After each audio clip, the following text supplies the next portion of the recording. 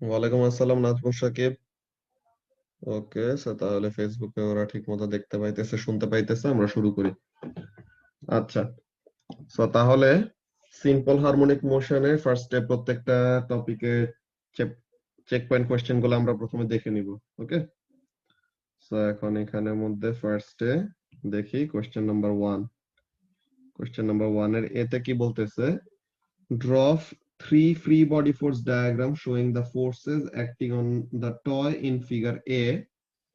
যে ফিগার এ তে কোথায়, ওই যে ফিগার এ তে যেই খেলনাটা আছে, এখানে তিনটা free body force diagram draw করতে বলছে। কেমন? The diagrams should show the situations when the toy is at its equilibrium position and is above and below the equilibrium position। তো তাহলে ইকুইলিব্রিয়াম পজিশনে থাকতে সময়ে একবার, ইকুইলিব্রিয়াম পজিশনের থেকে উপরে উঠে যখন গেছে তখন ওখানে ফ্রি বডি ফোর্স ডায়াগ্রামের অবস্থা কেমন, ইকুইলিব্রিয়াম পজিশন থেকে যখন নিচে নেমে আসছে তখন ফ্রি বডি ফোর্স ডায়াগ্রামের অবস্থা কেমন, ওই জিনিসগুলো ড্র করতে হবে। সো তাহলে আমরা যদি এই জিনিসটা নোটপ্যাডের মধ্যে ড্র করি, সো চেক পয়েন্ট কোশ্চেন এখানের মধ্যে।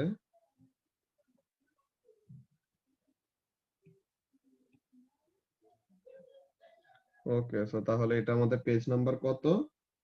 Page number 154। সো তাহলে ভাই এটার জন্য কি আমাদের তিনটা ডায়াগ্রাম ড্রয়িং করতে হবে? হ্যাঁ, ঠিক আছে। Question number 1A।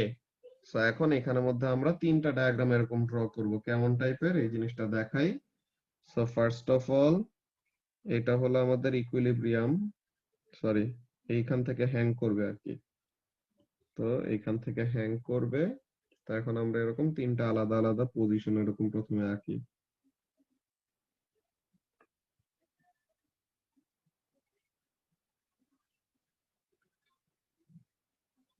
আচ্ছা, সো এরকম তিনটা আলাদা পজিশন। সো এখন কি হচ্ছে দেখি, ফার্স্টে আমরা ড্র করি।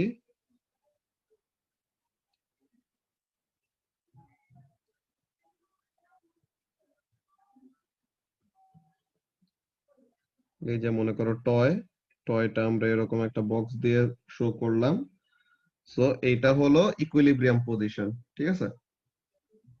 তো এটা হলো ইকুইলিব্রিয়াম পজিশন। সো এই ব্লু কালার এই ব্রোকেন লাইনটা দিয়ে কি শো করতেছি? ইকুইলিব্রিয়াম পজিশন শো করতেছি। সো তাহলে this is the equilibrium position of the toy. So broken লাইনটা হলো ইকুইলিব্রিয়াম পজিশন। তো এখন যখন নাকি এই সিস্টেমটা কিসে আছে, তার ইকুইলিব্রিয়াম পজিশনে আছে, তখন তার উপরে রেজাল্টেন্ট ফোর্স কত হবে? তার উপরে রেজাল্টেন্ট ফোর্স 0, যে তার উপরে কি থাকবে না, কোনো রিস্টোরিং ফোর্স থাকবে না বেসিক্যালি। সো ফার্স্টে আমরা এখানে তিনটা কলামের উপরে নাম লিখে দেই। ফার্স্ট অফ অল, প্রথমেরটা হলো এট ইকুইলিব্রিয়াম পজিশন, এর পরেরটা হবে অ্যাবাভ ইকুইলিব্রিয়াম পজিশন, এর পরেরটা হবে বিলো ইকুইলিব্রিয়াম পজিশন, এরকম। সো তাহলে এট ইকুইলিব্রিয়াম পজিশন। ভাই ওরা তো ফোর্স দিতে হবে না আমাদের? হ্যাঁ লাইক দিব। উপরে নিচে ওটা আমরা ফোর্স। যে ফার্স্টে জাস্ট ইয়ে করতেছি, ফার্স্টে আমরা ওই টেবিলটার হেডিং গুলা দিয়ে রাখতেছি, ফোর্স গুলা দিচ্ছি একটু পরে। ওকে, সো তাহলে এরপরে এটা হলো বিলো ইকুইলিব্রিয়াম, এরপরে অ্যাবাভ ইকুইলিব্রিয়াম। ওর আগে অ্যাবাভ পরে বিলো যায় আসে না, ডায়াগ্রামের মধ্যে থাকলেই হইলো।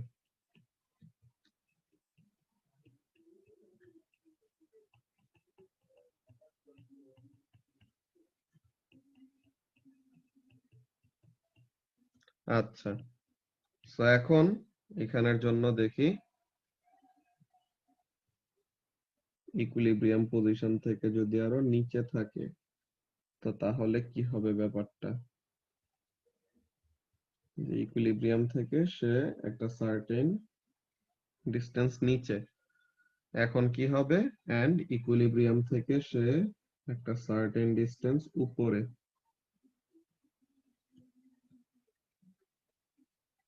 তো এই সময় কি হবে, এই তিনটা আমরা আলাদা আলাদা সিচুয়েশনের মধ্যে দেখব। সো ফার্স্টে যখন নাকি ইকুইলিব্রিয়ামে আছে, ওকে, যখন নাকি ইকুইলিব্রিয়ামে আছে তখন ফোর্স দুইটা কি কি, ফোর্স দুইটা হলো ইকুয়াল। সো এটা হলো টেনশন এন্ড এটা হলো ওয়েট। সো তাহলে একদম ইকুইলিব্রিয়ামে রেজাল্টেন্ট ফোর্স কত, একদম ইকুইলিব্রিয়ামে রেজাল্টেন্ট ফোর্স হলো 0। ওকে, দুইটা অ্যারোর লেন্থ, বলো। এখানে খালি দুইটাই ফোর্স কাজ করবে না যখন রেস্টে আছে? সবসময় এখানে দুইটাই ফোর্সই আছে, দুইটা ফোর্সে বেসিক্যালি এখানের মধ্যে কাজ করবে। তোমার দুইটা ফোর্সের জাস্ট ম্যাগনিটিউড গুলা, যে টেনশনটা, টেনশনের ম্যাগনিটিউড গুলা জাস্ট এক একবার এক এক রকম হবে আর কি, ঠিক আছে? তো স্প্রিং এর হলো এইখানে কিভাবে এটা রিস্টোরিং ফোর্স আছে না ভাই? ওই তো টেনশন একদম মাইনাস ধরছে। ওয়েট, এটাই হলো রিস্টোরিং ফোর্সটা, ও আচ্ছা আচ্ছা, জি ভাই বুঝছি তাহলে। ঠিক আছে? তা এখন এখানের জন্য কোনটা কাজটা কি, রিস্টোরিং ফোর্স? কি কি বুঝি নাই? কোনটা রিস্টোরিং ফোর্স? দুইটা ফোর্সের ডিফারেন্স, যে রেজাল্টেন্ট ফোর্সটা যে টুয়ার্ডস ইকুইলিব্রিয়াম যে ফোর্সটা, ওইটাই হলো রিস্টোরিং ফোর্স, বুঝছো? টেনশন আর ওয়েটের ডিফারেন্সটা, ঠিক আছে? জি ভাই। তো এখন জি এখানে ভাই। আমাদের কাজটা কি, যখন নাকি বেশি এক্সটেন্ড করে ফেলছি সো তখন টেনশনটা বেশি আর ওয়েট আগে যা ছিল ওইটাই থাকবে। সো এখন কি রেজাল্টেন্ট ফোর্স কোন দিকে, আপওয়ার্ড টুয়ার্ডস দ্য ইকুইলিব্রিয়াম, তাই তো? এরকম সেম ওয়েতে এইখানের জন্য আমরা কেমন আঁকবো, এইখানের জন্য আমাদের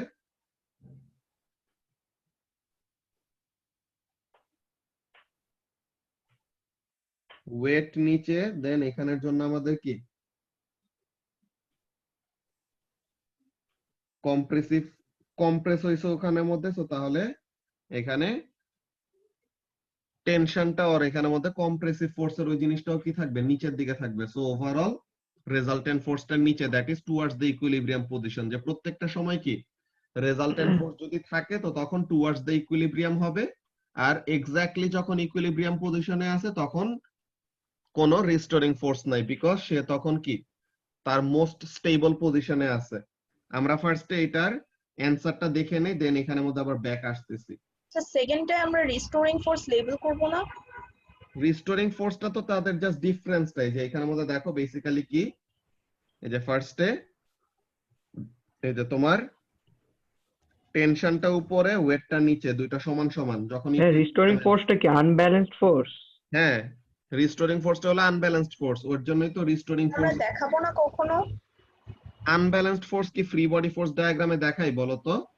যে এখানে তোমার কোন একটা বডি আছে, নিচে হলো ওয়েট, উপরে হলো ড্র্যাগ। সো এখন তাহলে এখানে তো রেজাল্টেন্ট ফোর্সটা নিচের দিকে, এর জন্য তো নিচের দিকে অ্যাসেলারেট করবে, তাই না বলো পারিয়া? হ্যাঁ। সো এখন এখানে কি আমরা আলাদা করে দেখাই যে রেজাল্টেন্ট ফোর্স আছে এটার উপরে? না না, বুঝতে পারছি। তো তাহলে ওরকম আমরা অ্যারো লেন্থ গুলা দেখে ওরকম বুঝতে পারি যে রেজাল্টেন্ট ফোর্স কাজ করতেছে নাকি না। তো এই যে এখানের মধ্যে দেখো, আচ্ছা ওরা এখানে এয়ার রেজিস্ট্যান্সটা অ্যাড করছে, সো আমরা এটা অ্যাড করে দিব আর কি, ওরা এয়ার রেজিস্ট্যান্সটা এখানে অ্যাড করে দিছে। তো তো তাহলে আমরা এই জিনিসটা অ্যাড করে দিব। তা এখন এখানের মধ্যে কি দেখো, যখন নাকি উপরে উঠছে তখন কি ওয়েটের অ্যারো, যে এমজি যত ছিল ওইটাই আছে, ওকে, এমজি যত ছিল ওইটাই আছে। আর তোমার টেনশন ফোর্সটা কি, টেনশন ফোর্সটা এখানের মধ্যে ওরা টেনশনটা কেন উপরে দিল, সাথে যদিও মাইনাস দিছে তাইলে পরে ওরা দিছে ডিরেকশনটা উপরে। দাঁড়াও এখানের মধ্যে দেখি,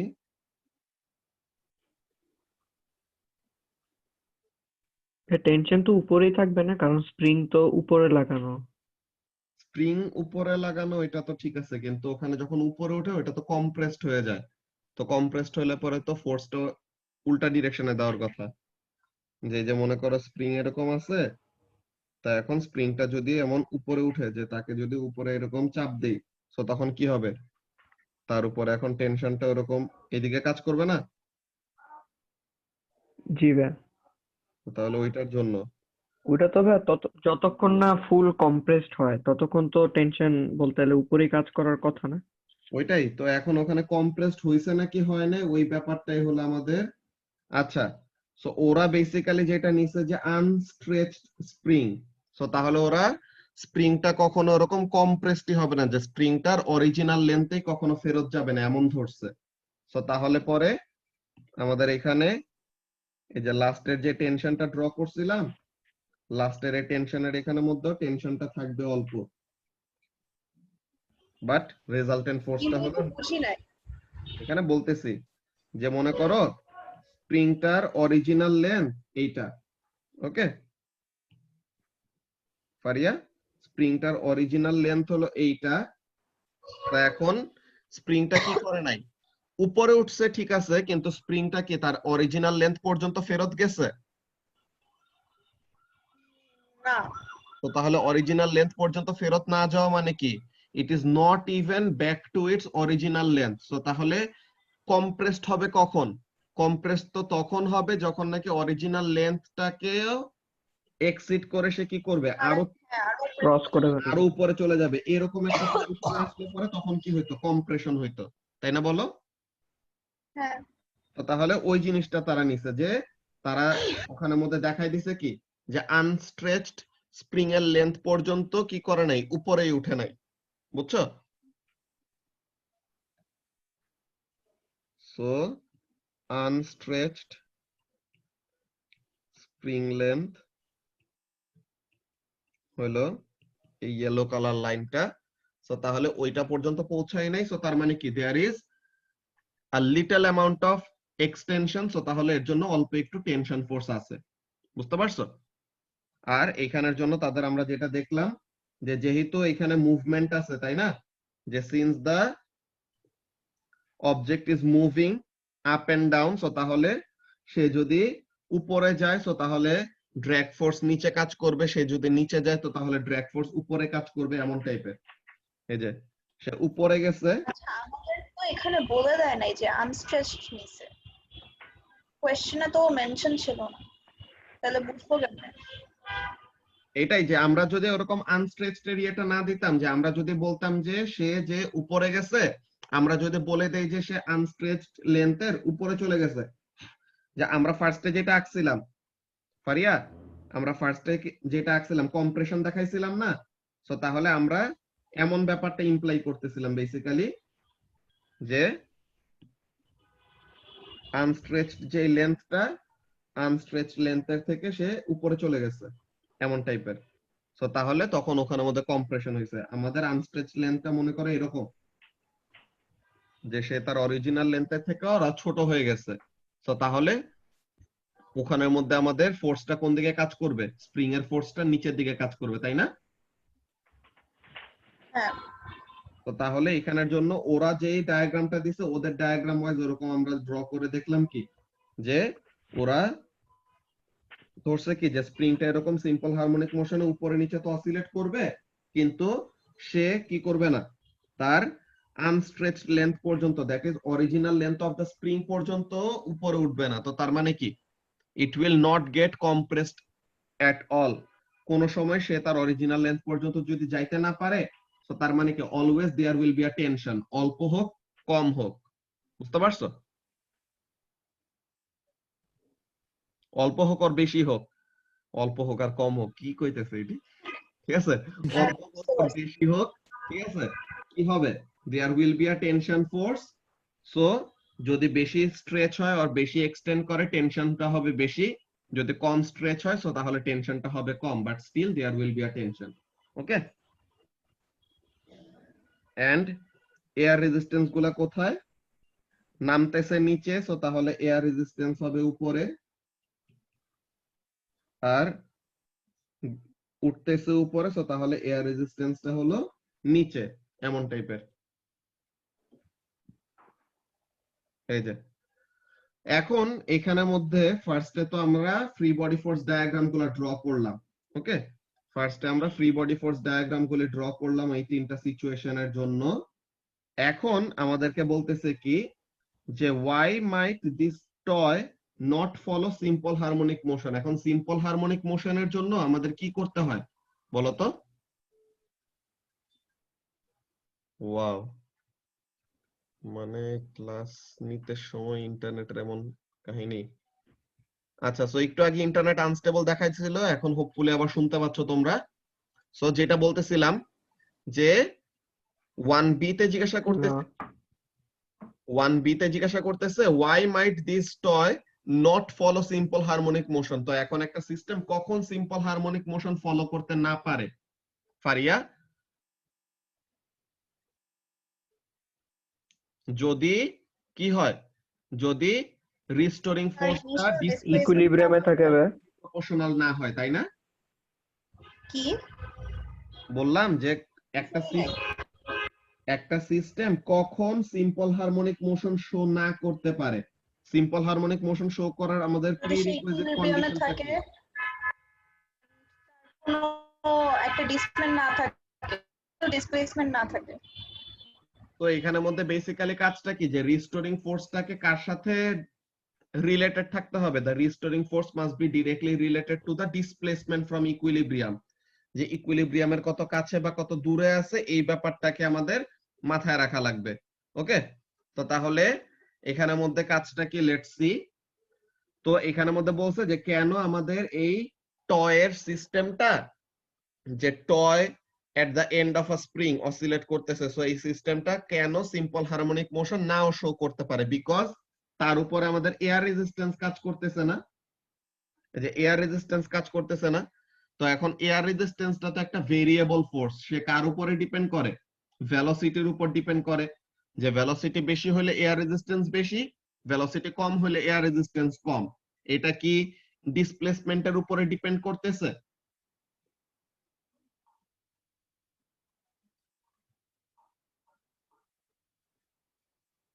এয়ার রেজিস্ট্যান্সটা আমরা নরমালি কি পড়ছিলাম, যে ইউনিট 1 এ থাকতে সময় ড্র্যাগ ফোর্সের একটা, ডিসপ্লেসমেন্টের উপরে ডিপেন্ড করতেছে না, এটা স্পিডের উপরে ডিপেন্ড করতেছে। ওইটাই। সো তাহলে আমরা ড্র্যাগ ফোর্সের যে একটা ফর্মুলা পড়ছিলাম না, 6 পাই আর এটা ভি। সো তাহলে drag force that is air resistance is directly proportional to the velocity of the object. So তাহলে অবজেক্টের ভেলোসিটির সাথে related, not to the displacement from equilibrium. তো তার মানে কি, এয়ার রেজিস্ট্যান্সটা হলো একটা ভেরিয়েবল ফোর্স। সো তাহলে এইটার জন্য সিস্টেমটা সিম্পল হারমোনিক মোশন নাও শো করতে পারে। ওকে, তো তাহলে এই ব্যাপারটা আমরা লিখে রাখি 1b তে কি জিনিস, the system might not, system ইকুইলিব্রিয়ামে থাকলে সেনে ফলো করে না, তাহলে ইকুইলিব্রিয়ামে থাকলে সে ফলো করে না ওমন না। এখানের মধ্যে ব্যাপারটা হলো তোমার সিম্পল হারমোনিক মোশনের ব্যাপারটাই কি, যে তোমার রিস্টোরিং ফোর্সটা কি হইতে হবে বলতো? ডিসপ্লেসমেন্টের সাথে চেঞ্জ হইতে হবে। ডিসপ্লেসমেন্ট বাড়লে কি হবে? রেস্টুরেন্ট ফোর্স রিস্টোরিং ফোর্স বাড়বে। বেশি, ডিসপ্লেসমেন্ট কমলে রিস্টোরিং ফোর্স কম, তাই না? জি ভাই। তো আমাদের এয়ার রেজিস্ট্যান্সটা কি ডিসপ্লেসমেন্টের উপরে ডিপেন্ড করে বলতো? এয়ার না রেজিস্ট্যান্স চলে আসছে মানে কি, আমাদের সিস্টেমের মধ্যে একটা ড্যাম্পিং চলে আসছে না? সো তাহলে ড্যাম্পিং জি যদি ভাই। চলে আসে সিস্টেমে, তো তাহলে তো আর এটা কি হচ্ছে না। ড্যাম্পিং যদি চলে আসে সিস্টেমের মধ্যে, তাহলে তো এটা আর সিম্পল হারমোনিক মোশন থাকতেছে না। বুঝতে পারছো?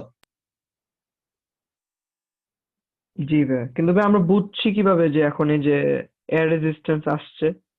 এই যে এখানের মধ্যে এয়ার রেজিস্ট্যান্সটা আমাদের ডায়াগ্রামের মধ্যে ড্র করছি কেন, এটা স্টুডেন্ট বুকের এই এক্সপ্লেনেশনের মধ্যে লেখা, যে আমাদের এই যে একটা টয়টার কি আছে, একটা সার্টেন সাইজ আছে না, যে টয়টার একটা সার্টেন এরকম জি ভাই। ডাইমেনশন আছে। সো এখন এখানের জন্য আমরা এয়ার রেজিস্ট্যান্সটাকে সাথে নিছি, যে কনসিডারেশনে নিছি, যে টয়ের উপরে কি করবে, এয়ার রেজিস্ট্যান্স ফোর্সটা কাজ করবে। আমরা যদি এয়ার রেজিস্ট্যান্সটা না দিতাম, তো তখন আমাদের এরকম অ্যান্সার অমন টাইপের কোশ্চেন আসতো না। তো বেসিক্যালি এয়ার রেজিস্ট্যান্স আছে দেখেই এমন টাইপের কোশ্চেন করছে, যে এয়ার রেজিস্ট্যান্স আছে দেখেই কি হইতে পারে, it might not follow simple harmonic motion. বুঝতে পারছো? এই যে আমাদের একটা টয়, এটা যে উপরে নিচে অসিলেট করবে, তো তার এই যে একটা সার্টেন সাইজ আছে, যে এটা তো কোনো একটা পয়েন্ট অবজেক্ট না। তো এটা যেহেতু একটা সার্টেন সাইজ আছে, তো তাহলে এয়ার রেজিস্ট্যান্সটাকে নেগলিজিবল ধরবো না আর কি। তো এখানের মধ্যে এয়ার রেজিস্ট্যান্স যদি কাজ করে, সো তার মানে কি, এয়ার রেজিস্ট্যান্স হলো একটা ভেরিয়েবল ফোর্স। তো এর জন্য এই সিস্টেমটা সিম্পল হারমোনিক মোশন নাও শো করতে পারে। বুঝতে পারলা? জি ভাই। তাহলে ওকে, ভাই এটা লিখবো কিভাবে? তো এই এয়ার জিনিসটাই, রেজিস্ট্যান্স প্রেজেন্ট আছে এই জন্যই। এই জিনিসটা লিখতেছি যে the system might not show simple harmonic motion because air resistance is a variable force, তাই না? Which does not change with displacement. So এটা ডিসপ্লেসমেন্টের সাথে কি করে না, চেঞ্জ হয় না। ওকে, which does not change with displacement, এরকম। ঠিক আছে?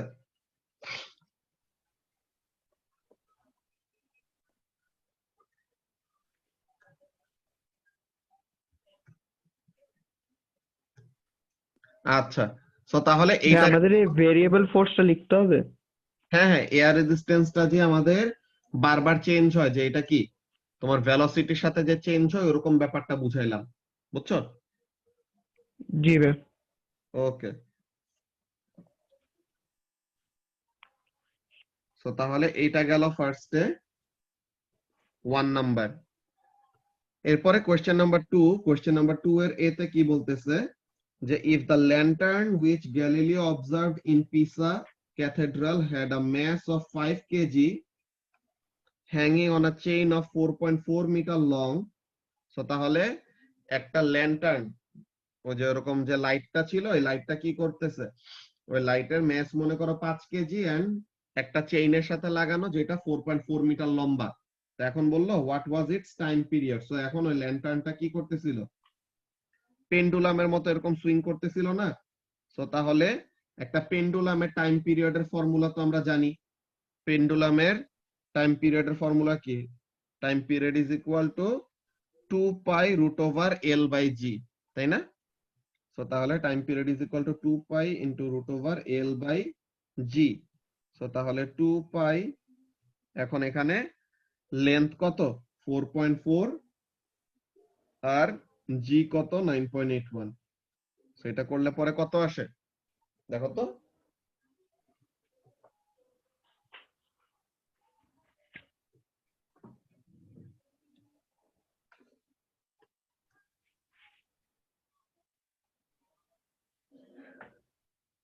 হ্যাঁ 4.2 আসে না? 4.2, ওকে, দাঁড়াও ভাই একটু দেখি আমি আগে। হ্যাঁ ভাই 4.2 তো আসে। এই যে সো 4.2, আর এই যে দেখছো এয়ার রেজিস্ট্যান্স ইজ ভেরিয়েবল, যে যেটা আমাদের কি হয় বারবার চেঞ্জ হইতে থাকে ভেলোসিটির সাথে ওইরকম। ওকে, সো তাহলে জি ভাই। ফার্স্ট অফ অল টাইম পিরিয়ডটা বের করলাম, কি টাইম পিরিয়ডটা বের করলাম হলো 4.2 সেকেন্ড। এরপরে 2b নাম্বারে কি বলতেছে তারা, 2b নাম্বারে বলতেছে Galileo used his own heartbeat as a stop clock when measuring the time period. Okay, so এইখানের মধ্যে তোমাদের এটা কেমনে পসিবল ভাই? ইসাকে চিনো না, কানাডা চলে গেছে যে? জি ভাই। তো হ্যাঁ ইসা হ্যাঁ। এটার অ্যান্সার যে কি লিখছে এটা শুনলে মনে করো যে হাসতে হাসতে গড়াগড়ি খাবা, এমন অবস্থা। ওদেরকে মকে এই কোয়েশ্চেনটা দিছিলাম, হ্যাঁ। তো এই কোয়েশ্চেনটা আসছে যে Galileo used his own heartbeat as a stop clock when measuring the time period. So বলতেছে how could he have reduced any experimental error in the time measurement. তো এখন ওখানের মধ্যে ইসা অ্যান্সার কি লিখছে গেস করতে পারবা? ফারিয়া তো চিনো না ইসাকে। সো না আমার কোনো আইডিয়া নাই কে। হ্যাঁ, সো ও অ্যান্সার কি লিখছে আল্লাহ, ওর অ্যান্সার অতএব না টাইমিং মেজার না করতে। ও লিখছে এটা Galileo was a very good man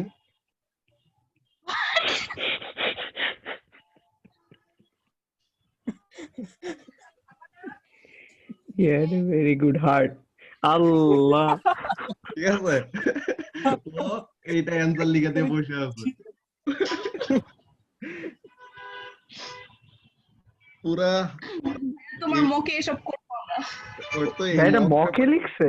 হ্যাঁ, এটা তো আমি চেক তবে করছি আমি যে মনে করছি এক্সামে। না না মকে। আমি তো হাসতে হাসতে অবস্থা খারাপ, এটা লিখলোটা কি?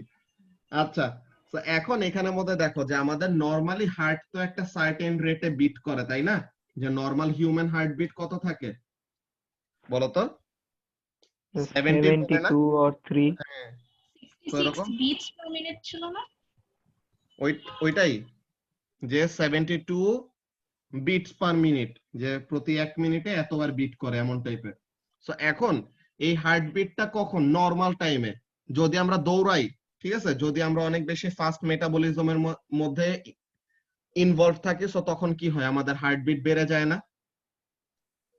জি ভাই। তো তাহলে এর জন্য তার এরকম এক্সপেরিমেন্টাল এররটাকে রিডিউস করার জন্য তার কি করা দরকার? এই এক্সপেরিমেন্টাল এররটাকে রিডিউস করার জন্য he had to stay absolutely still, যে খুবই কেয়ারফুল থেকে, যে একদম স্ট্যান্ড স্টিল থেকে সে কি করবে, স্ট্যান্ড স্টিল থেকে সে তার হার্টবিটটা ইউজ করে সে দেখবে যে কয়টা হার্টবিট করতেছে কতগুলা সুইং এর জন্য। যে সে মনে করে এরকম দেখলো যে সে দেখতেছে এরকম সুইংটা এরকম যাচ্ছে আসতেছে, মনে করো সে এরকম গুনতেছে 1 2 3 4 5, সে 5টা হার্টবিট গুনলো, তো 5টা হার্টবিটে দেখলো যে একটা কমপ্লিট অসিলেশন হয়েছে। সো এইভাবে করে দেন সে পরে কি করছে, ক্যালকুলেশন করছে, বুঝছো? সো ওই সময় ওর কাছে যা মাথায় আসছে ওই ব্যাপার সে ওইটা দিয়ে সে যতটুকু অ্যাকিউরেসির ক্যালকুলেশন করা যায় ওই জিনিসটা করছে আর কি, বুঝতে পারছো? তো তাহলে গ্যালিলিও কি জি করছে, ভাই। সে নিজের হার্টবিটটাকে ইউজ করছে, এখন বলছে কিভাবে এই এররটা রিডিউস করা যায়। ভাই এররটা ভাই রিডিউস করার জন্য ইউজ করে। কি কি বুঝি নাই এররটা? স্টপওয়াচ ইউজ করে এরর ওই কমানো সময় যায় তো না? স্টপওয়াচ ওর তো ছিল না, স্টপওয়াচ আই ছিল না, গেস। ওর সময় তো স্টপওয়াচ ছিল না, এর জন্যই তো এরকম কাহিনী করছে। আর নাহলে তো স্টপওয়াচ নাইলে ওর ঘড়ি তো দেখতোই ও, ঘড়ি দেখে দেখেও তো টাইম নেওয়া যাইতো। ও হার্টবিট কেন নিবে, বিকজ ওই সময় কিছুই ছিল না, বুঝছো? কোন সালে ছিল, কোন সালে? এটা তো 17। রিপিট, বারবার রিপিট করে, হ্যাঁ, ওই জিনিসটা যে রিপিট একটা রিডিং একটা হলো যে দেওয়া তোমার হয়। স্ট্যান্ড স্টিল থাকা লাগবে, ফারিয়া দেখো, একটা হলো স্ট্যান্ড স্টিল থাকা লাগবে, ওকে? দেন সে কি করবে, জাস্ট একটা সুইং এর জন্য রিডিং নিবে না, সে এরকম কন্টিনিউয়াসলি সে রিডিং নিতে থাকবে। যে ফার্স্টে কি সুইং করে গেল, আসলো, গেল, আসলো, গেল, আসলো, এরকম করে মনে করো পাঁচটা কমপ্লিট সুইং হয়েছে। তো 5টা কমপ্লিট সুইং এর জন্য কয়টা হার্টবিট ওইটা সে বের করলো। দেন আবার 5টা কমপ্লিট সুইং এর জন্য কয়টা হার্টবিট এটা বের করলো। তো এইভাবে এভাবে করে সে কি করলো, এরকম মনে করো 5টা টাইম পিরিয়ডের সময় হলো সাপোজ ওরকম 26টা হার্টবিট, ঠিক আছে? এরপরে আবার 5টা টাইম পিরিয়ডের সময় হলো 25টা হার্টবিট। তেমনি করে করে সে অনেকগুলো এমন রিডিং নিবে। দেন ফাইনালি কি করবে, একটা কমপ্লিট টাইম পিরিয়ডের জন্য এভারেজ কত সময় লাগে ওই জিনিসটা বের করবে, বুঝতে পারছো? সো তাহলে এইটা হলো অবস্থা যে বি নাম্বারে আমাদের গ্যালিলিও কিভাবে তার হার্টটা ইউজ করে তার এক্সপেরিমেন্টাল এরর কমাবে।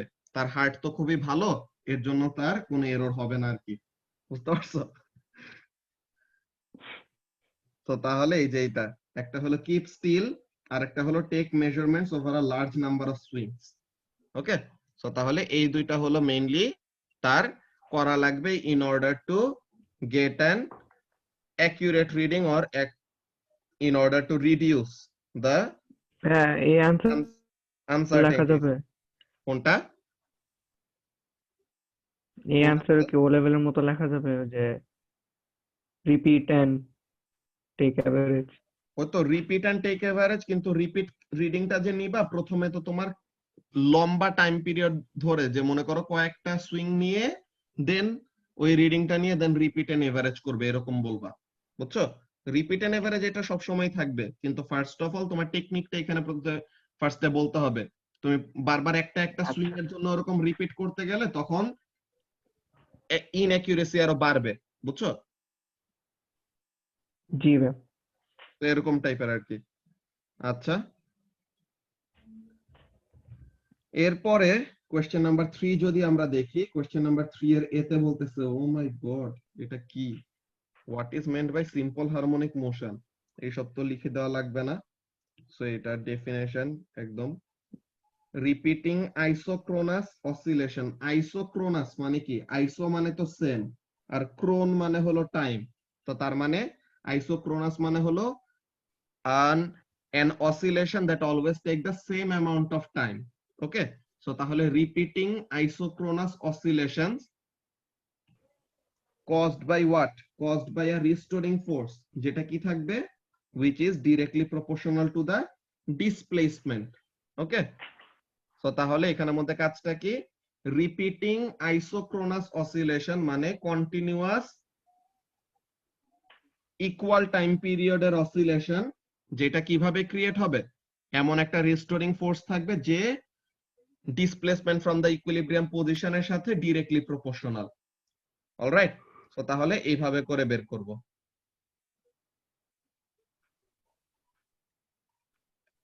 তো এটা গেল ফার্স্টে। এরপরে কি, এরপরে এখন 3b তে বলতেছে যে calculate the length of a simple pendulum with a time period of এত। ও মাই গড, এত কঠিন কঠিন কোশ্চেন করলে আমরা কিভাবে পারবো এই টুতে উঠে। So time period is equal to 2 pi into root over L by G. So এখন এখানে এল টাকে সাবজেক্ট করলে কি আসে, এল টাকে সাবজেক্ট করলে আসে T square by 4 pi square into G, নাকি? সো এখন টাইমের জায়গায় বসাবো 2.5, জি হলো 9.81। সো এখন এখানে থেকে লেন্থের ভ্যালুটা কত আসে, লেন্থের ভ্যালুটা পেয়ে যাবা। ওকে, সো এখানে থেকে লেন্থের ভ্যালুটা কত আসবে, the length will be 1.55 1.55 metre. Okay, তো তাহলে লেন্থটা চলে আসবে 1.55 মিটার। আচ্ছা, এটা গেল। এরপরে 1.55 কি আমরা 6 লিখতে পারবো, 1.6 লিখতে পারবো? তোমার গিভেন ইনফরমেশন টু সিগনিফিকেন্ট ফিগারে আছে, ইয়েস লিখতে পারবা। আচ্ছা, Okay. The graph in figure D shows the variation of displacement with time for a particle moving with simple harmonic motion. So একটা particle simple harmonic motion show করতেছে, তার জন্য এরকম displacement time graph দেওয়া আছে, এই যে আমরা যেটা দেখতেছি। তো এখন এই ডিসপ্লেসমেন্ট টাইম গ্রাফের জন্য ফার্স্টে আমাদের কাছে কি চাইছে, অ্যামপ্লিটিউডটা চাইছে। তো এখন অ্যামপ্লিটিউডটা কি, যে ডিসপ্লেসমেন্ট টাইম গ্রাফের ইউনিটটা আমরা ঢেকে ফেলছি, এই ফর্মুলাটা দিয়ে এটা মুছে দেই, সেন্টিমিটার, আর ম্যাক্সিমাম ডিসপ্লেসমেন্ট ফ্রম ইকুইলিব্রিয়াম কত, 3। 3। তো তাহলে অ্যামপ্লিটিউডটা কত হবে, 3 সেন্টিমিটার। সো অ্যামপ্লিটিউডটা হলো 3 সেন্টিমিটার। এখন বললো কি ডি নাম্বারে, estimate the speed of the particle at the point level Z. তো এই জেড যে লেভেল করা আছে, এই পয়েন্টে পার্টিকেলটার স্পিড কত এটা বের করতে বলছে। সো তাহলে এখানে কি করতে হবে, এটা তো একটা কার্ভড একটা লাইন, সো তাহলে এটার জন্য একটা ট্যানজেন্ট ড্র করতে হবে ফার্স্টে, তাই তো? সো তাহলে এখানের মধ্যে প্রথমে একটা ট্যানজেন্ট ড্র করব। তো এখন এই ট্যানজেন্ট ড্র করার পর ফাইনালি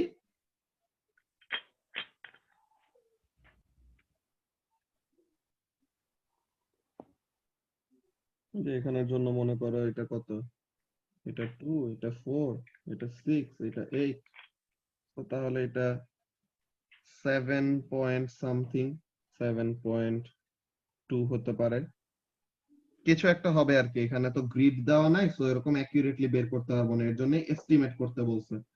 সো তাহলে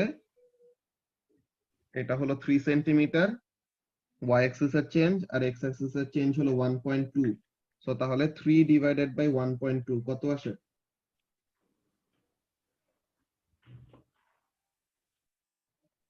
2 পয়েন্ট কত, 2.5। 2.5 সেন্টিমিটার পার সেকেন্ড। সো তাহলে 6 মিটার পার সেকেন্ড কেমনে আসছে ওদের,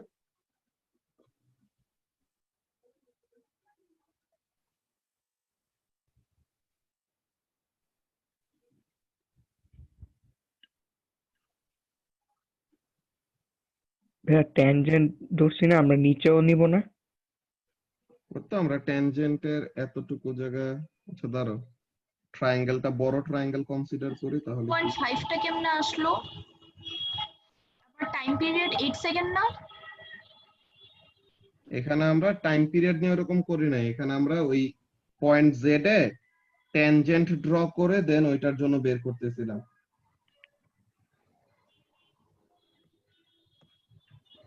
তাইলে পরেও তো 6 তো আসে না।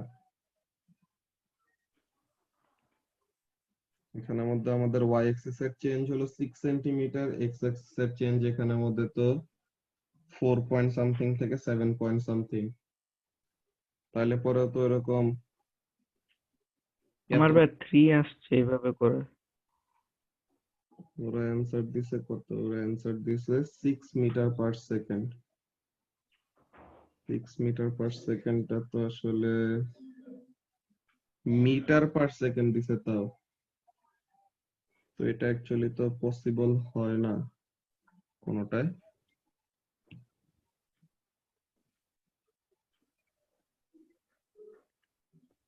আচ্ছা একটা কাজ করা যায়, একটা জিনিস দেখি।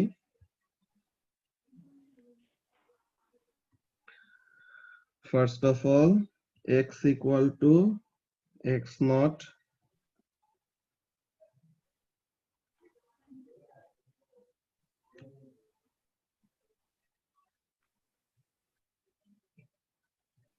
cos ওমেগা টি।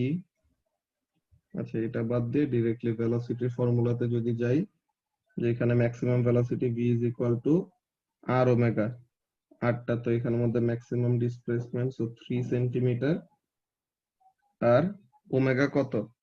ওমেগা হলো 2 pi by time period, so তাহলে 3 সেন্টিমিটার ইন্টু 2 পাই, আর এখানে টাইম পিরিয়ডটা কত? টাইম পিরিয়ড হলো তোমার 8 সেকেন্ড। 10 টাইম পিরিয়ডটা হলো তোমার 8 সেকেন্ড। সো তাইলে পরে কত আসে দেখো তো এখন?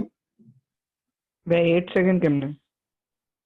এই যে ক্রেস্ট থেকে ক্রেস্ট, এই যে ক্রেস্ট থেকে ক্রেস্ট টাইমের ডিফারেন্স, ও আচ্ছা, দেখো তো কত আসে এটা ক্যালকুলেটরে বসাইলে?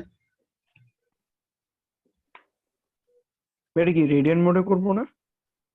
এটা তো ইয়েতে নিয়ে নিছে, এটা সমস্যা নাই। এখানের মধ্যে তুমি directly 3 into 2 pi divided by 8 এটা করলে কত হয়?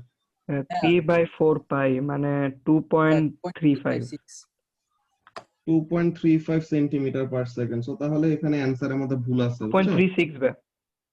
আচ্ছা, সো তাহলে 2.36, এটা সমস্যা না। সো তাহলে অ্যান্সারের মধ্যে ভুল আছে আর কি, বুঝছো? তো এখানের মধ্যে অ্যান্সারটা এরকম 2 পয়েন্ট সামথিং এর ঘরেই হবে। আচ্ছা, আর এই মিটিং এর 1 মিনিটের কম আছে, নেক্সটটায় জয়েন করো, ওখানে কন্টিনিউ করতেছি।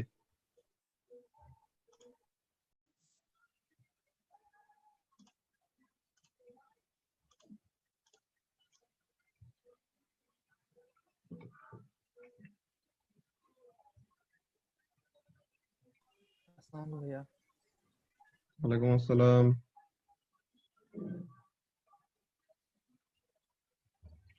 ভাইয়া নতুন কেজিএফ এর ট্রেলার দেখছো? হুম,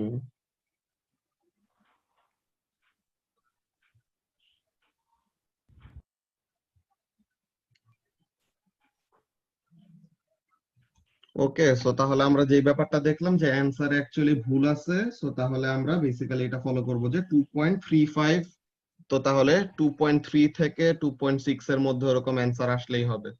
ওকে, তো তাহলে অ্যাকচুয়ালি গ্রাফের এখানে ওদের অ্যান্সারটা যে estimate the speed of the particle at point Z, ওখানের মধ্যে ভুল আছে আর কি। যতই তুমি স্পিড নাও না কেন, এমনিতে ডিসটেন্স দেওয়া আছে সেন্টিমিটারে, ওরা অ্যান্সার দিছে 6 মিটার পার সেকেন্ড, এটা তো পসিবলই না। ওকে, তো তাহলে ওখানে অ্যান্সারের মধ্যে সমস্যা। আচ্ছা, তো এখন আমরা ই নাম্বার যদি দেখি, ই নাম্বারে কি বলতেছে? Draw a graph or the variation of velocity with time for this particle over the same period at a scale to the velocity axis. তো তাহলে velocity maximum value হবে 2.36 আর মিনিমাম ভ্যালু হবে -2.36 আর মাঝে হলো 0। সো বেসিক্যালি আমাদের velocity time গ্রাফটা কেমন হবে দেখতে? ও আচ্ছা, এই যে এটা আগের ব্যাচের জন্য করে দেখছিলাম। যে অ্যাকচুয়ালি অ্যান্সারের মধ্যে ভুল আছে। তো এখন ভেলোসিটি টাইম গ্রাফটা দেখতে কেমন হবে আমরা যদি দেখি, basically the velocity time graph will be something like this. Negative sine graph না ভাই? হ্যাঁ, minus sine graph. So initially time 0 তে ভেলোসিটি 0, এই যে টাইম 0 তে ট্যানজেন্ট হরাইজন্টাল, সো তাহলে ভেলোসিটি 0। টাইম 2 তে ভেলোসিটি হলো নেগেটিভ ম্যাক্সিমাম, টাইম 4 এ আবার ভেলোসিটি 0, টাইম 6 এ ভেলোসিটি হলো positive maximum, that is positive 2.36, time 8 এ আবার ভেলোসিটি 0 যে ট্যানজেন্ট হরাইজন্টাল, আবার টাইম 10 এ নেগেটিভ ম্যাক্সিমাম যে নেগেটিভ 2.36। সো তাহলে এরকম টাইপের আসবে আর কি।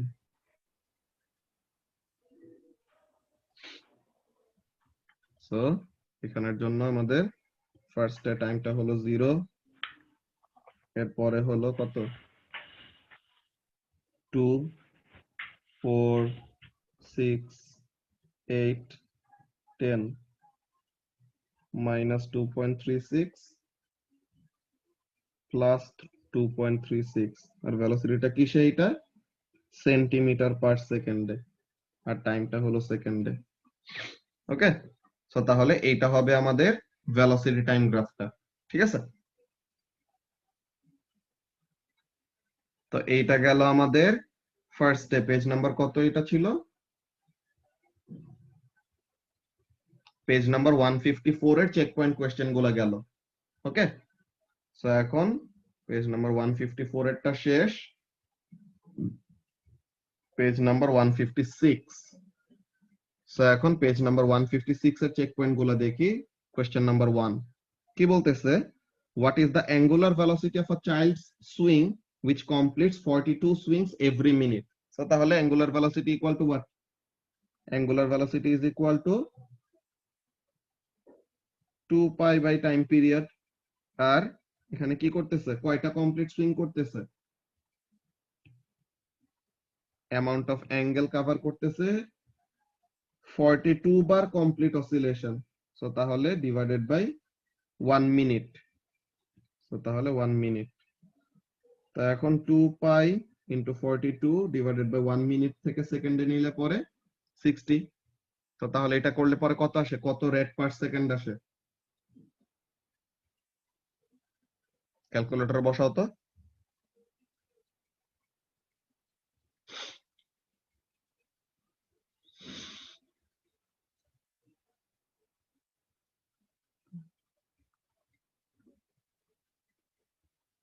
ভাই 4.4। 4.4 রেট পার সেকেন্ড। ওকে, এরপরে কোশ্চেন নাম্বার 2 তে কি বলতেছে, comment on the rounding errors in the worked example about the giant tuning fork above, estimate the percentage errors generated। so giant tuning fork এর এই এক্সাম্পল এই যে এটা, আচ্ছা তো giant tuning fork এর এই এক্সাম্পলের মধ্যে কি হয়েছে, a science museum has a giant demonstration tuning fork, যেটা কি করে, টিউনিং ফর্কের কাজটা কি, যে টিউনিং ফর্কে যে এমন শেপের থাকে, যে একে রাখছি, তো এই টিউনিং ফর্ক কি হয়, তাকে তুমি যত জোরে বা যত আস্তেই বাড়ি দাও না কেন, সে সব সময় কি করবে, একটা কনস্ট্যান্ট ফ্রিকোয়েন্সিতে ভাইব্রেট করবে। ওকে, এটা হলো কাজ। তো এখন এখানের মধ্যে কাজটা কি, first of all the end of each prong, এই যে এই এন্ড গুলাকে, এগুলাকে প্রং বলা হয়, vibrates in simple harmonic motion with a time period of 1। কি বুঝি নাই, ক্লাস কতক্ষণ? ক্লাস 9টা পর্যন্ত। আমার M1 ক্লাস শুরু হয়েছে এখন। ঠিক আছে, যাও, সমস্যা নাই। ওকে, সো তাহলে যে ব্যাপারটা বলতেছিলাম এখানের মধ্যে দেখো যে কি করতেছে, the end of each prong vibrates in simple harmonic motion with a time period of 1.20 second. So time period আমাদেরকে বলে দিল, and starts vibrating from an amplitude of 80 centimetre. So তাহলে অ্যামপ্লিটিউড হলো 80 সেন্টিমিটার, এটা বলে দিছে। এখন বলতেছে কি, যে calculate the displacement, velocity and acceleration of a prong after 5 second, যে 5 সেকেন্ড পরে ডিসপ্লেসমেন্ট কত, ভেলোসিটি কত, এন্ড অ্যাসেলারেশন কত, এগুলা বের করতে বলছে। সো আমরা ওয়ার্কড এক্সাম্পলে দেখি তারা কি করছে, অ্যামপ্লিটিউড জানি 0.8 মিটার, যে 80 সেন্টিমিটার বলছে, তো 80 সেন্টিমিটারকে মিটারে কনভার্ট করছে, আর টাইম পিরিয়ড হলো 1.20 সেকেন্ড। তো এই দুইটা জিনিস জানি। তো প্রথমে কি করলো, প্রথমে অ্যাঙ্গুলার ভেলোসিটি বের করছে, ঠিক আছে, or angular frequency basically, so তাহলে 2 pi divided by t. So এখন এখানের মধ্যে ওমেগা বের করলো কত, 5.24। সো এখন এখানে কি 5.24 টা একটা রাউন্ডেড আপ ভ্যালু। তো এখন এই রাউন্ডেড আপ ভ্যালুর জন্য এখানের মধ্যে আমাদের প্রত্যেকটা একটার পর একটা কি হইতে থাকবে, এরকম চেঞ্জ হইতে থাকবে। যে কাজটা কি, যে ফার্স্ট অফ অল তোমার x ইকুয়াল টু কি আসলো 0.386, v ইজ ইকুয়াল টু কি আসলো -3.67, দেন অ্যাসেলারেশন ইজ ইকুয়াল টু কি আসলো -10.6 মিটার পার সেকেন্ড স্কোয়ার। তো এখন এখানের মধ্যে আমরা যদি কি করি, রাউন্ড আপ করি, তো তাহলে পরে রাউন্ড আপ করলে পরে কেমন টাইপের এরর জেনারেট হইতেছে ওই জিনিসটা আমাদের এখানে বলতেছে। যে এখানের মধ্যে কাজটা কি দেখো, এখানে দেখছো এই ভ্যালু গুলো আমরা লিখে রাখছিলাম, এটা আগের ব্যাচের ওদের জন্য লিখছিলাম যে 0.400, 3.63, এই ব্যাপারগুলো কি, এটা আমরা ফার্স্টে অ্যানসারটা দেখি, দাঁড়াও 1 মিনিট। তো এখন এখানের মধ্যে দেখো কি বলতেছে, যে angular velocity is rounded to 5.24। যে প্রথমে আমরা অ্যাঙ্গুলার ভেলোসিটিটাকে রাউন্ড আপ করছি, তাই তো, এন্ড এই অ্যাঙ্গুলার ভেলোসিটিটাকে প্রত্যেকবার ক্যালকুলেশনে ইউজ করতেছি। এই যে এখানের মধ্যে দেখো, এই যে অ্যাঙ্গুলার ভেলোসিটিটা এই যে 5.24, এই যে 5.24, এই যে 5.24, বারবার আমরা কি ওই রাউন্ড আপ করা ভ্যালুটাকে বারবার ইউজ করতেছি না বলতো ফারহান? জি ভাইয়া। তো আমরা এই রাউন্ড আপ করা ভ্যালুটাকে এরকম বারবার করে ইউজ করতেছি। সো এখন এখানের মধ্যে কাজটা কি, তো এখানের মধ্যে কাজটা হলো এরকম, আমাদের যে কাজটা করা লাগবে that is first of all round up করা যদি না হইতো, ঠিক আছে, একদম এক্সাক্ট ভ্যালু যদি বসাইতাম, যে 2 পাই ডিভাইডেড বাই 1.20, এটা যদি বসাইতাম তো তাহলে কত আসে, এই জিনিসটা একটু ক্যালকুলেটরে বসাও ফারহান। যে এখানের মধ্যে দাঁড়াও, এটা আমি লিখে দেই পাশে, এই যে এখানে লিখে দিতেছি, দাঁড়াও 1 মিনিট। ভাইয়া 5/3 পাই। এই যে তুমি x ইকুয়াল টু এটা বসাও 0.80 ইন্টু cos 5.24, তো আমরা রাউন্ডেড আপ ভ্যালু বসাইছিলাম, এখানে 5.24 না বসায় এটা বসাও, কোনটা 2 পাই ডিভাইডেড বাই 2 পাই। আচ্ছা 1.20 ইন্টু 5, এটা ক্যালকুলেটর বসায় দেখো তো কত আসে ভ্যালুটা। ভাই এটা তো রেডিয়ান মোডই করবো না? হ্যাঁ, ভাইয়া 2/5 মানে মানে কত, 0.4। তো তাহলে এটা কত আসে, আসলে অ্যাকচুয়াল ভ্যালু আসে হলো 0.400, কিন্তু তোমার রাউন্ড আপ করাতে ভ্যালুটা কততে চলে গেছে 0.386। 0.386। তো তাহলে এখানে আমাদের পার্সেন্টেজ ডিফারেন্সটা কত বের করতে পারবো না, জি ভাইয়া।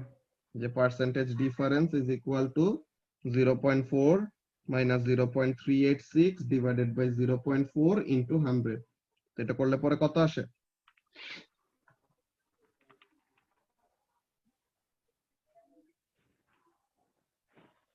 0.4 মাইনাস 0.386 না? হ্যাঁ 0.4 minus 0.386 divided by 0.4 into 100, into 100 ভাইয়া 3.5। 3.5%। সো তাহলে এরকম 3.5% এর ডিফারেন্স। অমন সেম ওয়েতে এখানের মধ্যে যে 5.24 টা যে ডাইরেক্টলি ইউজ করছি রাউন্ডেড আপ ভ্যালু, এটা ইউজ না করে আমরা কি করব, এই যে 5.24 সরি এই 5.24 এই রাউন্ডেড আপ ভ্যালু ইউজ না করে ওই জায়গাগুলোতে কত বসাবো, পুরাটা বসাবো, যে 2 পাই ডিভাইডেড বাই 1.2 বসাবো। সো তাহলে কত আসবে, এই যে এখানের জন্য বের করা আছে 3.63 আসার কথা, বুঝছো? সো আসার কথা হলো 3.63, কিন্তু আসছে কত 3.67। সো তাহলে কি একটা ডিফারেন্স ক্রিয়েট হয়েছে, তো কত পার্সেন্ট ডিফারেন্স ওইটা বের করবা এমন টাইপের। এই যে ফার্স্ট এটা দেখছো, এই যে 3.5% এর ডিফারেন্স, তাই না? জি ভাই। অ্যাকচুয়ালি আসার কথা 0.400, কিন্তু আসছিল কত 0.386। তো তাহলে ওইটার পার্সেন্টেজ ডিফারেন্স বের করছি। দেন অ্যাকচুয়ালি আসার কথা 3.63 আর আসছে কত 3.67। তো তাহলে ওইটার জন্য পার্সেন্টেজ ডিফারেন্স বের করব। দেন অ্যাসেলারেশনের ফর্মুলার মধ্যেও সেম, যে আসার কথা 11.0 কিন্তু আসছে কত, আসছে হলো 10.6। ওকে, আসার কথা হলো 11, আসছে হলো 10.6। তো তাহলে এটার জন্য আবার পার্সেন্টেজ ডিফারেন্স বের করবো আর কি, বুঝতে পারছো? জি ভাইয়া। তো তাহলে এই জিনিসটা, তো তার মানে কি, with three significant figure should aim to keep the percentage errors below 1%। যে এখানের মধ্যে আমরা যদি কি করি, রাউন্ড আপটা করি, রাউন্ড আপটা এখানের মধ্যে যদি 3 সিগনিফিক্যান্ট ফিগারের মতো রাউন্ড আপ করি, তো তাইলে পরে আমাদের কেমন থাকা উচিত, আমাদের যেন পার্সেন্টেজ ডিফারেন্সটা 1% এর বেশি না যায়। তেমন একটা কমেন্ট করছে কেন, যে এখানের মধ্যে কি বলছে তারা কোয়েশ্চেনে, বলছে যে comment on the rounding off errors in the word example above for the giant tuning fork. So তাহলে জায়ান্ট টিউনিং ফর্কের জন্য রাউন্ড আপ করাতে কি হয়েছে ওগুলা ব্যাপার তো বললাম, দেন পার্সেন্টেজ এরর গুলি বা পার্সেন্টেজ ডিফারেন্স গুলি আমরা ক্যালকুলেট করলাম। তো এখন আমরা বললাম যে রাউন্ড আপ এমন করা উচিত তাইলে জানি আমাদের পার্সেন্টেজ ডিফারেন্স গুলো কি না হয়, 1% এর বেশি যেন এক্সিড না করে, বুঝতে পারছো? আর না হলে পরে এত বড় ডিফারেন্স আসলে পরে তো আসলে রাউন্ড আপ করাতে কি হবে, রিয়েল অ্যান্সার থেকে আমরা অনেক দূরে সরে যাব না? So, এমন একটা কথা মেইনটেইন করতে বলছে আর কি, বুঝতে পারছো কোশ্চেনটা কেমন এন্ড অ্যান্সারটা কেমন?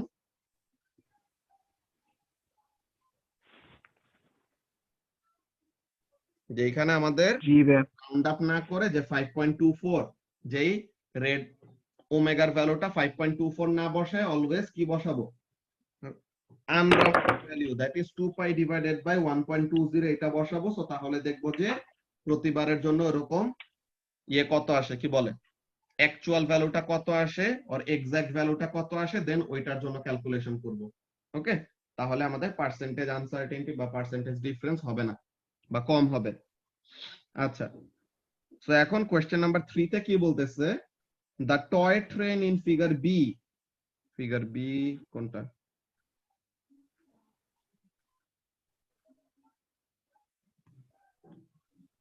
আচ্ছা এই যে এখানের মধ্যে এই গ্রাফগুলা।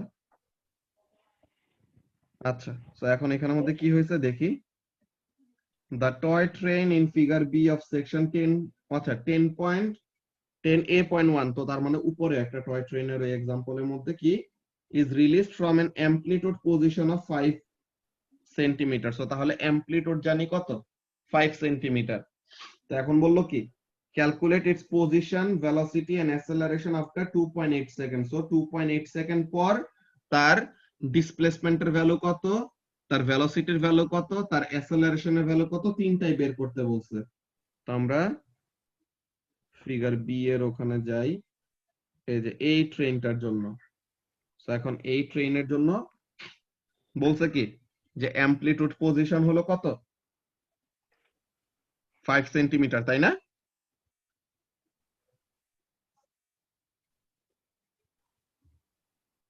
অ্যামপ্লিটিউড পজিশন হলো 5 সেন্টিমিটার। সো এখন বলছে 2.8 সেকেন্ড পর তার পজিশন, তার ভেলোসিটি এন্ড তার অ্যাসেলারেশন এগুলি বের করতে। তো তাহলে তার পজিশন, তার ভেলোসিটি এন্ড তার অ্যাসেলারেশন এগুলি বের করতে বলছে। তো এখন আমরা এখানের মধ্যে কি কি জানি দেখো, এই টয় কারের এই এক্সাম্পলের মধ্যে আমরা first of all displacement is equal to কি, original displacement into cos omega t. So এখন ওমেগা জানার জন্য আমাদের কি জানতে হবে, ওমেগা জানার জন্য টাইম পিরিয়ড জানতে হবে। সো আমরা টাইম পিরিয়ড অলরেডি জানি, which is 0.44। সো তাহলে আমরা অ্যামপ্লিটিউড পজিশন জানি কত, 5 সেন্টিমিটার। সো cos ওমেগা মানে কি, ওমেগা মানে হলো 2 pi divided by time period, তাই তো? জি ভাইয়া। আর কত টাইম পরের জন্য বের করতে বলছে, 2.8 সেকেন্ড পর। 2.8। তাহলে এখানের জন্য আমরা দেখব ডিসপ্লেসমেন্ট বা পজিশনের ভ্যালুটা কত আসে, দেখো তো।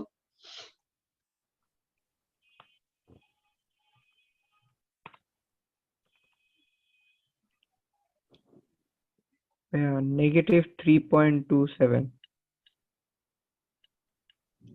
নেগেটিভ কেন আসবে এখানে, আচ্ছা আসতেই পারে, 2.8 সেকেন্ড তো ঠিক আছে। সো নেগেটিভ কত? 3.27. 3.27 সেন্টিমিটার। ওকে, এখন velocity v is equal to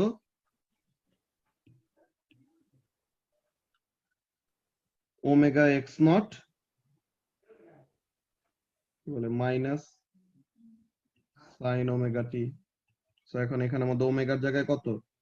minus 2π/0.44, x not হলো 5 সেন্টিমিটার, আর সাইন ওমেগা কত?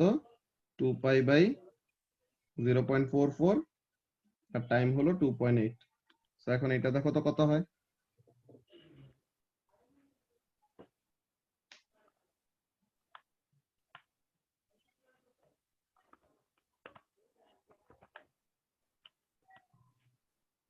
Negative 53.96.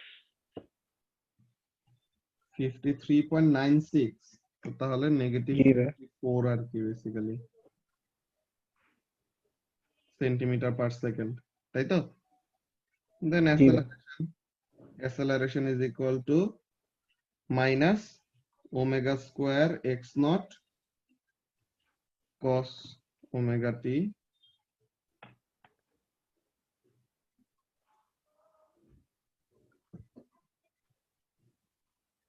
so তাহলে minus 2π/0.44 square into 5 into cos 2π divided by 0.44 into 2.8। সেটা করলে পরে কত আসে অ্যাসেলারেশন?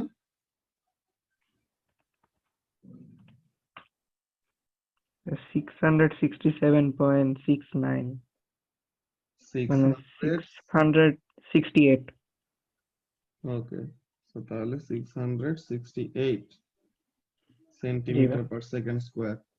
সো এগুলাকে যদি আমরা মিটারের গুলাতে কনভার্ট করি, সো তাহলে এটা কত হয়? মিটারে নিলে পরে মাইনাস 0.0327 মিটার, দেন এটা হবে মাইনাস 0.54 মিটার পার সেকেন্ড, তাই তো? আর এটা জি হবে কত? এটা হবে 6.68. 6.68 মিটার পার সেকেন্ড স্কয়ার। আমরা যদি অ্যান্সার গুলা দেখি, এগুলাই প্রথমটা সেন্টিমিটারে রাখছে, পরের গুলা কিন্তু আবার metre per second and metre per second স্কয়ারে নিছে। সো এটা খেয়াল রাখো, মনে করো না যে 3.3 মিটার, 3.3 এরটা কি সেন্টিমিটার। ওকে, জি ভাই। তাহলে এটা গেল আমাদের কোয়েশ্চেন নাম্বার 3। এরপরে কোয়েশ্চেন নাম্বার 4 এর জন্য তারা কি বলতেছে? কোয়েশ্চেন নাম্বার 4 এর জন্য তারা বলতেছে grandfather clock has a 2 metre long pendulum to keep time. So তাহলে 2 মিটার লম্বা একটা পেন্ডুলাম, যেটা দিয়ে ওরকম টাইম করবে, সেট করবে আর টাইম দেখবে। The owner set it at noon by setting the hands and starting the pendulum from an amplitude of 10 centimetre. So তাহলে 10 সেন্টিমিটার অ্যাম্পলিটিউড থেকে কি করবে? পেন্ডুলামটা সুইং করা শুরু করবে। সো এখন বললো কি যে calculate the position, velocity and acceleration of the pendulum at 6 seconds after noon। So তাহলে এখন এখানের মধ্যে বললো কি 6 সেকেন্ড পরে ওটার পজিশন গুলা কেমন কি হবে ওরকম বের করতে বলছে। সো তাহলে এখানের জন্য আমাদের কাজটা কি? ফার্স্টে 2 মিটার লং, তো এখন এটা থেকে আমরা কি পাবো? টাইম পিরিয়ডটা পাবো না? লেন্থ অফ দা পেন্ডুলাম থেকে কি পাবো? টাইম পিরিয়ডটা পাবো। ওকে, টাইম পিরিয়ডটা পাইলাম। দেন ওমেগা ইজ ইকুয়াল টু কি? 2π বাই টাইম পিরিয়ড, নাকি ফারহান? জি ভাই। তো টাইম পিরিয়ডটা এখান থেকে নিলাম। দেন x equal to x naught cos omega t।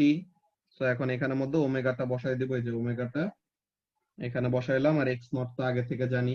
Then v is equal to minus omega x naught sin omega t, একটু আগে যা করলাম ওইটাই। Then acceleration is equal to minus omega square x naught cos omega t। cos omega t. তো ওখানের মধ্যে ওমেগার value গুলা এই যে 2π বাই টাইম পিরিয়ড যা আসে ওইটা বসাইতে থাকবো, আর টাইমের জায়গায় বসাবো কত? 6 সেকেন্ড। ওকে, জি ভাই। তো এটা নিজে নিজে করে ফেলতে পারবা সবগুলা এরকম প্রত্যেকটা। এক্স নট এর ভ্যালু কত জানি? এক্স নট এই যে অ্যামপ্লিটিউড 10 সেন্টিমিটার, আচ্ছা এক্স নট হলো ম্যাক্সিমাম ডিসপ্লেসমেন্ট অর জিরো টাইমের সময় যে ডিসপ্লেসমেন্ট। তো সিম্পল হারমোনিক মোশন শুরুই হবে কখন? ম্যাক্সিমাম ডিসপ্লেসমেন্ট থেকে শুরু হবে। তো তাহলে এটা হলো এক্স নট আর কি।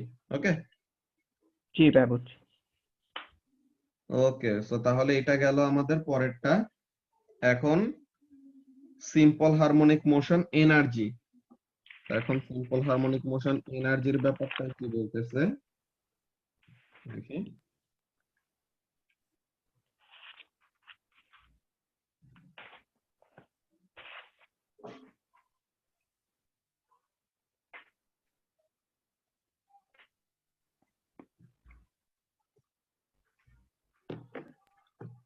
ওকে, সো এখন সিম্পল হারমোনিক মোশন এনার্জির মধ্যে নাম্বার 1 কি বলতেছে দেখি। A pendulum bob has a mass of 0.6 kg and a time period of 4 seconds. So তাহলে mass of pendulum জানি, time period of the pendulum জানি। এখন বললো কি it is released from an amplitude position of 5 centimeter। বললো what is the kinetic energy after 8 seconds, what is its maximum kinetic energy। So তাহলে এখানের মধ্যে কাজটা কি, আমরা টাইম পিরিয়ড জানি, ম্যাক্সিমাম ডিসপ্লেসমেন্ট জানি। সো তাহলে ফার্স্টে 8 সেকেন্ড পর, হ্যাঁ 8 সেকেন্ড পর তার কাইনেটিক এনার্জি কত হবে এটা প্রথমে বের করতে বলছে। সো এখন এখানে যদি আমরা দেখি টাইম পিরিয়ড কত 4 সেকেন্ড। তো এখন এখানের মধ্যে আমরা ভেলোসিটি বের করতে পারবো না বলতো? ভেলোসিটি ইজ ইকুয়াল টু কি minus omega X naught sine omega T, নাকি ফারান? কাইনেটিক এনার্জি বের করার জন্য কি ভেলোসিটি লাগবে না? জি ভাই বের করবো আর কি। ভেলোসিটিটা এখানে জিরো আসবে, আমরা দেখবো কেন জিরো হয়। ওকে, মাইনাস ওমেগা কত 2 পাই বাই টাইম পিরিয়ড হলো 4 সেকেন্ড ইনটু এক্স নট কত 5 সেন্টিমিটার আর সাইন 2 পাই বাই 4 আর টাইম পার হবে 8। সো এখন এটা দেখো তো জিরো আসে না? ভাই একটু ওয়েট কর দেখি।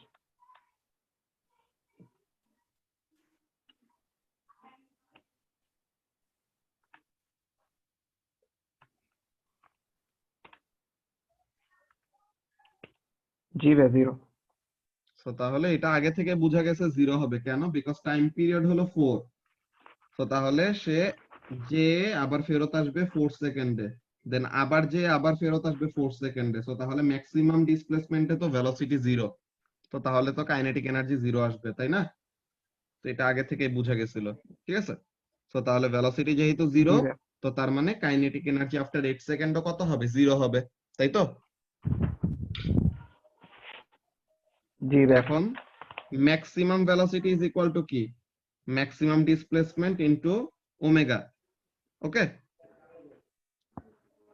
Maximum velocity is equal to maximum displacement into omega, because এখানে ভেলোসিটির ভ্যালু ম্যাক্সিমাম হবে কখন দেখো তো, যখন নাকি সাইন ওমেগা টি এর ভ্যালু কি হবে 1 হবে। সাইন ওমেগা টি এর ম্যাক্সিমাম 1 ভ্যালু কত 1। তো তাহলে সাইন ওমেগা টি যখন 1 তখন যায় হলো ম্যাক্সিমাম। তো তাহলে সাইন ওমেগা টি যদি 1 হয়ে যায়, সো তাহলে 1 মাল্টিপ্লাই করার না করা তো একই কথা। সো তাহলে কি থাকে এক্স নট ইনটু ওমেগা, তাই তো? তো তাহলে জি এক্স ভাই হলো 5 সেন্টিমিটার, মানে 5/100 মিটারে নিলাম। আর ওমেগা কত 2 পাই বাই 4। তো এটা কত আসে দেখো তো maximum ভেলোসিটিটা।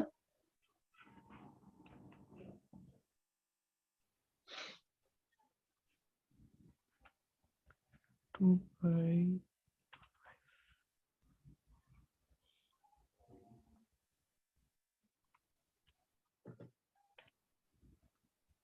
0.0785 0.0785 metre per second.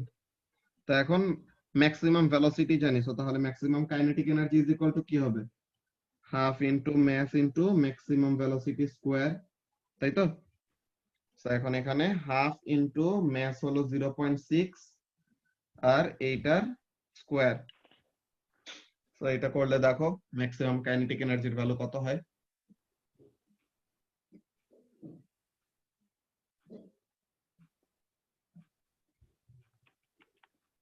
Math হলো ভাই 0.6 না? হ্যাঁ, ম্যাস হলো 0.6 কেজি।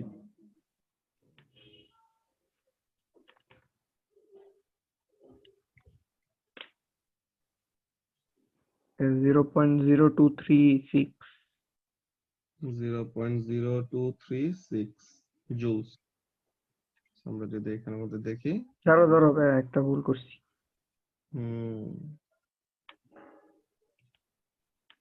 ভেলোসিটি স্কোয়ারটা নিয়ে নি। এটা আরো ছোট আসবে। 1.85 into 10 raised to power minus 3. 1.85 into 10 to the power minus 3। So এটাই 8 সেকেন্ডে কাইনেটিক এনার্জি 0 আর ম্যাক্সিমাম কাইনেটিক এনার্জি হলো 1.85 into 10 to the power minus 3 joules. Okay, জি ভাই। আচ্ছা। সো এখন তোমাদের এই সিম্পল হারমোনিক মোশন এনার্জি আর রেজোনেন্স এন্ড ড্যাম্পিং এইগুলার বাকি যে অ্যান্সার গুলা আছে আমি তোমাদেরকে যে জেএনএস কি বলে জেএনএ2 যে ভিডিও গুলো দিছিলাম ওটার মধ্যে কি এই চেক পয়েন্টের আর এক্সাম প্র্যাকটিসের সলিউশন গুলো ছিল? না ভাইয়া, না শুধু তো ভাই। এক্সপ্লেনেশন গুলো ছিল। কোনগুলা বুঝি নাই, শুধু এই Explanation- লেকচারটা? হ্যাঁ, লেকচার গুলো ছিল। আচ্ছা ঠিক আছে, সো তাহলে এখানের মধ্যে বাকি যেই চেক পয়েন্ট কোশ্চেন গুলার ডিসকাশনটা ওইটা আমি দিয়ে দিতেছি। ওকে, আমার 9টা বাজে আরেকটা ক্লাস শুরু হবে, তো এর জন্য এটা এখন শেষ করতে হবে। ঠিক আছে, ওকে, ওকে, আসসালামু আলাইকুম। ওয়ালাইকুম আল্লাহ আসসালাম, হাফেজ ভাই। আল্লাহ হাফেজ।